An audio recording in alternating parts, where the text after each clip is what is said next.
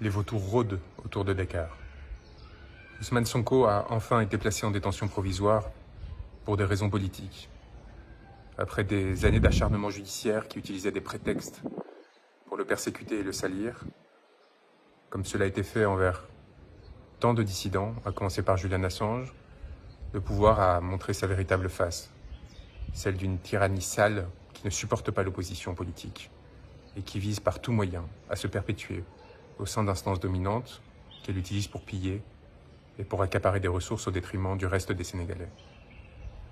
C'est avec un sentiment de dégoût et de vilainie très fort que j'ai accueilli cette nouvelle et la démonstration, encore une fois, que l'appareil judiciaire sénégalais n'était pas en mesure de faire respecter l'état de droit face à la volonté toujours plus écrasante de ses dominants et de ses instances politiques. Alors je vous dis tout cela depuis Dakar, où je salue la mort d'un nouveau martyr, tombé à Pikine aujourd'hui, tombé à Pikine pour la liberté et la souveraineté de son peuple.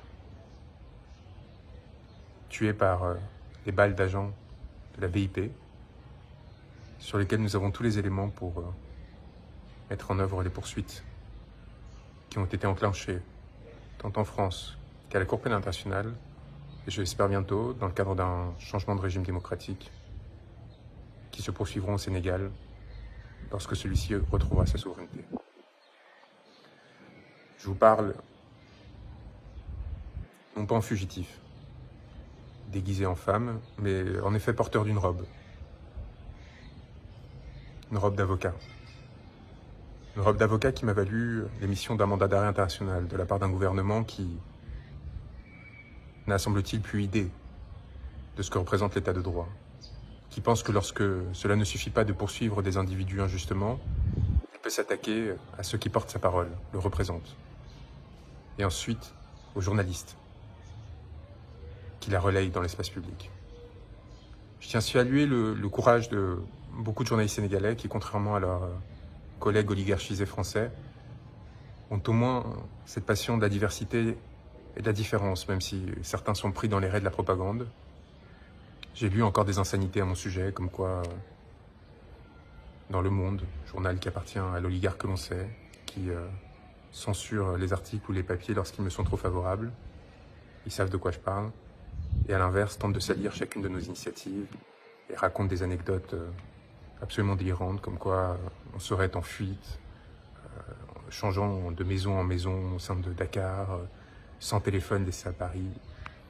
Désolé de vous décevoir, mais la réalité est à la fois beaucoup plus complexe et beaucoup plus enchanteuse que celle que vous tentez d'écrire pour détruire vos ennemis et non pas faire votre travail, contrairement à ce que vous espérez faire croire aux autres, mais servir des intérêts que l'on sait. Nous sommes ici sereins, travaillant, dur, pour nous assurer du respect des droits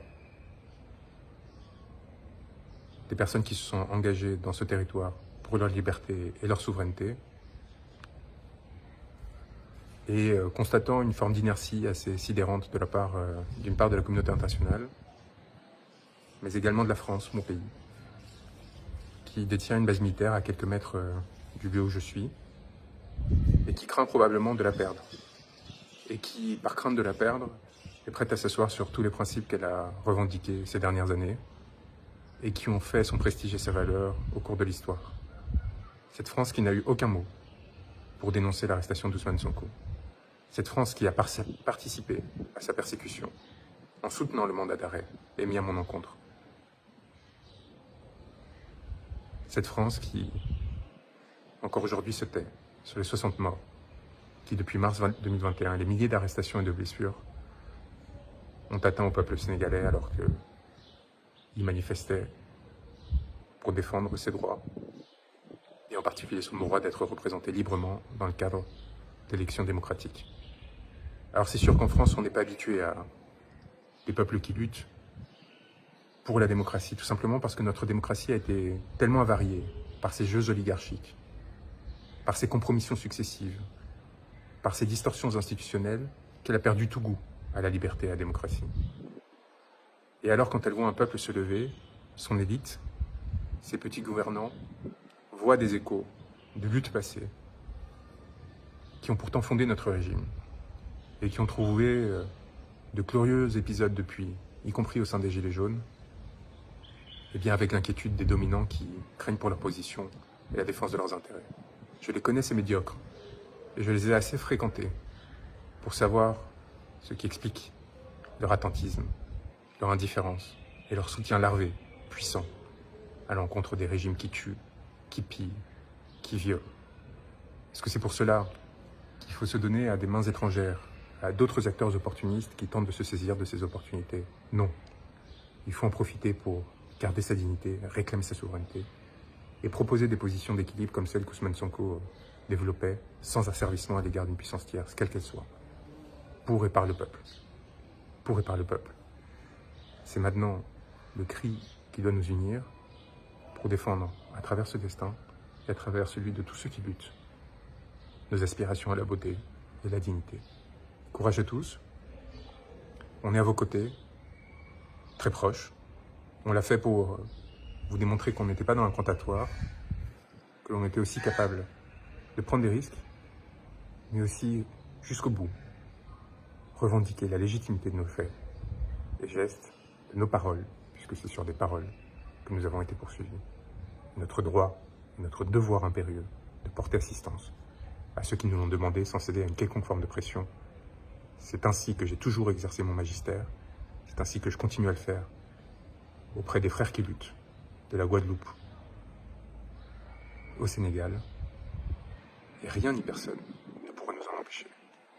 Peut-être qu'ils nous arrêteront, peut-être qu'ils nous empêcheront de mener à bien le travail que l'on mène avec des acteurs de la société civile, politique, des confrères, pour essayer de comprendre les mécanismes d'oppression qui ont amené à la commission de crimes contre l'humanité.